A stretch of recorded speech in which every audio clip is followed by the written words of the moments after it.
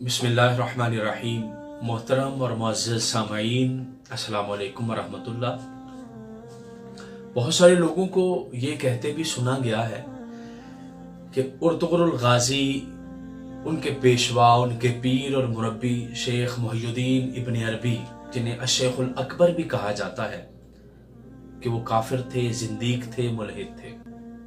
और इसके बारे सबसे पहले जिस बंदे ने उनके कुफर के बारे कॉल किया और कुफर का जिसने फतवा दिया उन पे, वो इब्न तैमिया था, जिसने जिंदीक भी कहा, मुल्हिद भी कहा, काफिर भी कहा। अगरचे इब्न तैमिया का अपना ईमान भी मशकूक है और उलमा ने, इब्न हजर अस्कलानी और दीगर बेशुमार मुहक्किकीन ने इब्न तैमिया पे खुद कुफर के फतवे दिए, क्योंकि ये बंदा कायल था कि मस्जिद नबवी की तरफ जो बंदा सफर करके जाता है और रसूलुल्लाह सल्लल्लाहु तआला अलैहि वसल्लम की रोज़ा अक़दस की नियत करता है, तो वो गुनाह कर रहा है। माज़अल्लाह ये वो शख्स था कि जिसने ये कह दिया था कि हज़रत अली मुर्तज़ा रज़ियल्लाहु तआला अन्हु का ईमान ही मोतबर नहीं, क्योंकि उन्होंने बचपन में कलमा पढ़ा था। तो ऐसे बंदे की राय अगरचे काबिल इतना नहीं है कि हम उसकी बात को माने या हम उसकी बात पे अमल करें, लेकिन फिर भी मैंने मुनासिब जाना कि हम शेख अकबर रहमतुल्लाह ताला अलैह के बारे थोड़ी सी गुफ्तगू करें। आपका असल नाम मोहम्मद था, वालिद का नाम अली, दादा का नाम भी मोहम्मद था, और आप 17 रमजानुल मुबारक सन 560 हिजरी के अंदर आप पैदा हुए थे, बामुताबिक 1165 ईस्वी में। उंदलुस का शहर था मुर्सिया, वहां पर आपकी विलादत हुई और आप 78 बरस की उम्र में आपका विसाल हुआ, यानी 18 रबीउल आखिर को 638 हिजरी और 1240 ईस्वी बनेगी, उसमें आपका विसाल हुआ था। अल्लाह पाक ने बहुत सारे उलूम से नवाजा था। आपका खानदान ही बहुत नेक और परहेजगार था। आपके दादा उंदलुस के बड़े बड़े उलमा में उनका शुमार होता था। आपके वालिद जो थे वो बहुत बड़े मुहद्दिस भी थे, फकीह भी थे। आपकी वालिदा का ताल्लुक कबीला अंसार से था। आपकी बेटी बहुत छोटी उम्र में, ज़ैनब नाम था, आप खुद फरमाते हैं कि मेरी बेटी को बहुत छोटी उम्र में अल्लाह पाक ने मुकामी इल्हाम पर फाइज फरमा दिया था। इतनी अल्लाह पाक की इन पर करम नवाजी थी और इस पूरे घर पर अल्लाह का फजल था। खुद फरमाते हैं कि 20 साल की उम्र के अंदर में किसी बादशाह ने एहतमाम किया तकरीब का और खाने का, तो उसके अंदर हम गए खाना खाने के लिए। बाद में शराब और कबाब चला, तो मेरे हाथ में जाम था। मुझे आवाज आई कि हमने इस काम के लिए पैदा नहीं किया। मैंने वहीं पे वो फेंका और बाहर दरवाजे पे निकला, एक चरवाहा खड़ा था, उसके साथ मैं कब्रिस्तान चला गया और 4 दिन एक खाली कब्र के अंदर मैं रहा। कपड़े मैंने उस चरवाहे से बदल लिए और उसी दुर्वेशी के आलम में, उसी फकीरी के आलम के अंदर अल्लाह पाक ने वो उलूम से नवाजा कि आपकी कुतुब जो है फुतूहात मक्किया 4000 सफ़हात पर मुश्तमिल है, जिसके 560 अबवाब है और ये सारी किताब वहबी है। इसी तरह रूहुल कुदुस और फसूहुल हिकम वगैरह आपकी कुतुब हैं। बहुत सारे लोग जो इन पर कुफर के फतवे करते थे, तो मौला जामी रहमतुल्लाह ताला अलैह से इनके बारे पूछा गया, तो आप फरमाने लगे कि वही बंदा इनके बारे कुफर की बात करेगा कि जो इनकी इस्तिलाहात को समझ नहीं पाया, क्योंकि इन्होंने दुनिया के मुश्किल तरीन अल्फाज इस्तेमाल किए थे। अपनी कम इल्मी की बिना पर लोगों ने कुफर के फतवे किए। ये मुल्ला जामी का कौल है। शेख शहाबुद्दीन सोहरवर्दी रहमतुल्लाह ताला अलैह से मिले, जब आप जाने लगे तो मुरीदों ने पूछा शेख शहाबुद्दीन सोहरवर्दी रहमतुल्लाह ताला अलैह से कि आप इब्न अरबी के बारे क्या कहते हैं, तो फरमाया वह बहरुल हकाइक, वो हकीकतों का समंदर है। अल्लाह पाक ने इतना नवाजा है। इसी तरह शाह शम्स तबरेज़ रहमतुल्लाह ताला अलैह से पूछा कि आप इब्न अरबी के बारे क्या फरमाते हैं, तो फरमाते हैं वो इल्म के कौसार हैं। और शेख अहमद सरहिंदी रहमतुल्लाह ताला अलैह, उनका नजरियाती तौर पर इनसे इख्तिलाफ था, लेकिन इसके बावजूद आप फरमाया करते थे कि हम इब्न अरबी के दस्तरखान के बचे हुए जूठे टुकड़ों को खाने वाले लोग हैं। ये शेख अहमद सरहिंदी का कौल है इब्न अरबी के बारे। अब इसके बाद मेरे ख्याल से किसी की तस्दीक की जरूरत नहीं रह जाती या किसी के कौल की जरूरत नहीं रह जाती। अल्लाह पाक ने अता इतना किया था कि आप फरमाते हैं कि मैंने कुरान हजरत इब्राहीम अलैहिस्सलाम से पढ़ा था और जितने अंबिया आए अल्लाह ने मुझे सबकी ज़ियारत का शरफ बख्शा है। और अल्लाह पाक का मुझ पर फजल है कि जितने भी नबियों के कलमा गो दुनिया में आए हैं, हजरत आदम अलैहिस्सलाम से लेकर क़यामत तक आएंगे, अल्लाह पाक ने सबके चेहरे मुझे दिखाए हैं। अल्लाह का मुझ पर इतना फजल है। हजरत खिज़र अलैहिस्सलाम की सोहबत में रहे और आप फरमाते हैं कि मैंने उनसे 3 चीजें सीखी। एक, तय उल अर्द यानी थोड़े कदमों में लंबा सफर तय कर जाना, कदमों के अंदर जमीन का सिमट जाना। दूसरा, हवा के अंदर नमाज पढ़ना यानी हवा के ऊपर चलना, ये भी मैंने उनसे सीखा। और समंदर पर चलना, पानी पर चलना भी मैंने हजरत खिज़र अलैहिस्सलाम से सीखा। बड़ी खूबसूरत बात है कि आप हुजूर गौसे पाक रज़ियल्लाहु ताला अन्हु के रूहानी फर्जंद हैं।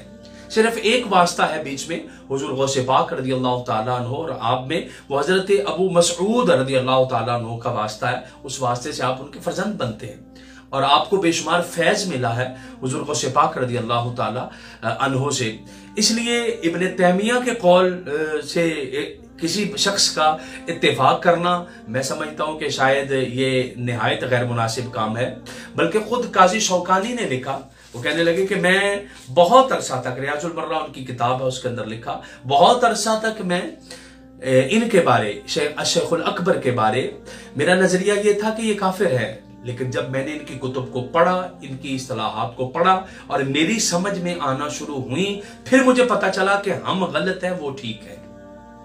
असल में जो मैं समझ पाया हूं वो इनकी जात से शायद इख्तलाफात भी हैं और दीगर मामलात भी। लेकिन जो अभी उर्तुगरुल एक सीरियल चला है, मैंने तो खैर नहीं देखा वो, लेकिन जैसे दोस्त आप बताते हैं हमें कि जब उसके अंदर नबी करीम सल्लल्लाहु ताला अलैहि वसल्लम का नामे नामी इसमें गिरामी आता है, तो वो जो तुर्क लोग हैं वो अपने सीने पे हाथ रख के गर्दन को झुकाते हैं। बहुत सारे लोग, उनको ये चीज रास नहीं आती कि ये जो उनके रूहानी आगे बेटे हैं इब्न अरबी के, उर्तुगरुल और सारी उनकी अफवाज और लोग, वो क्यों नबी पाक सल्लल्लाहु ताला अलैहि वसल्लम का इतना अदब कर रहे हैं।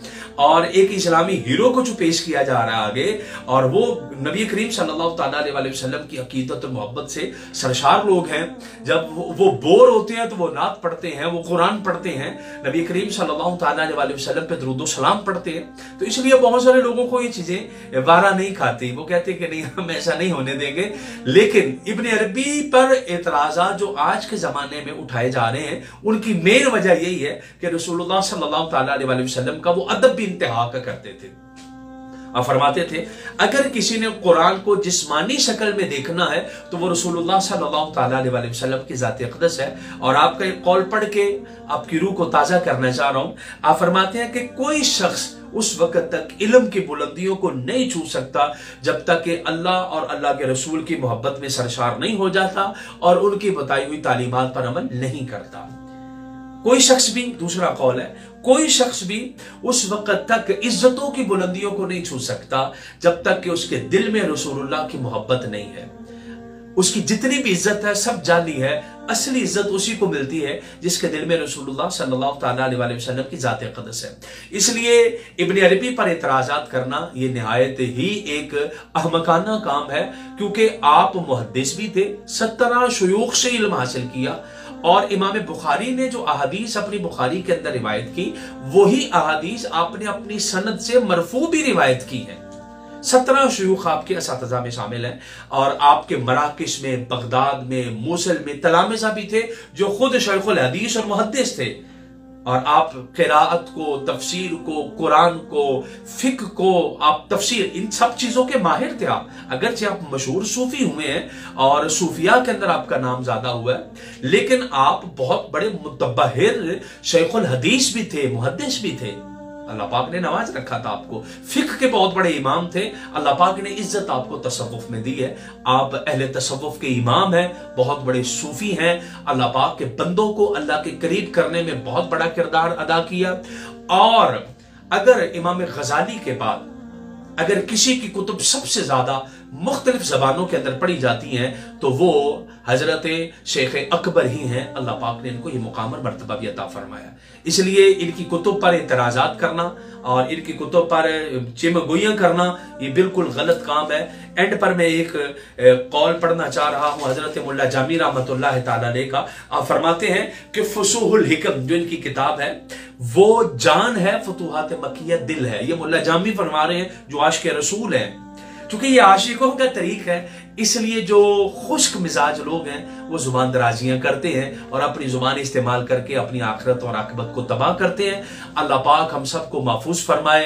अल्लाह पाक ऐसे दुर्वेश और कलंदर लोग, ऐसे अल्लाह के नबी के दीवाने लोग कि जिनके हाथ के नीचे परवरिश पाने वाला अर्तुगरुल गाजी खिलाफत उस्मानिया का बानी बन गया था। अल्लाह पाक हमें ऐसे लोगों की मोहब्बत अता फरमाए। वमा अलैया इल्लल बलागुल मुबीन।